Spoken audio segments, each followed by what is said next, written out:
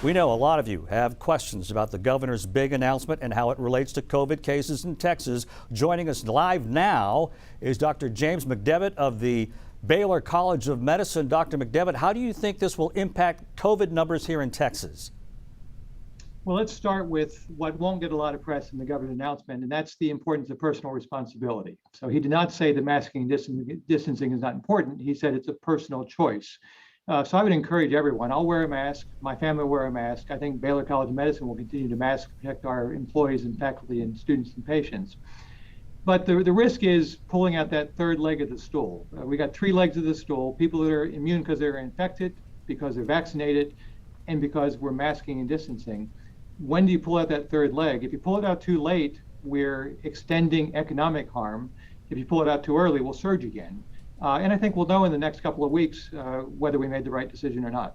And how do you think it's going to impact our hospital rates? You're going to be looking at that very closely, no doubt.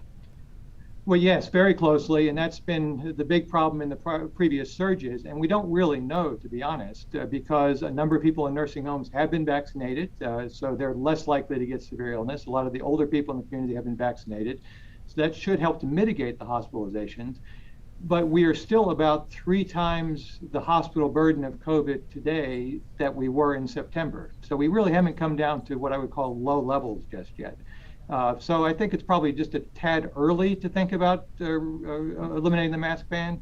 But again, it was a decision the governor had to make. He's balancing the economic priorities of the state, which are important, with the health priorities, which are also important. And I'm glad I'm not in a position that I have to make that decision. Yeah, the governor was talking about the fact that we have more vaccinations available now, more vaccine available in Texas, but a lot of people would say still not enough. Yeah, well, again, as your earlier reporting stated, we're about 12% of the population of Texas has received at least one dose of vaccine, so that's good. I don't think that's high enough.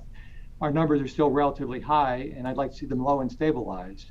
So time will tell. Let's check back in a couple of weeks and see where we are. All right, let's keep our fingers crossed. Dr. James McDeavitt, Baylor College of Medicine, thank you so much.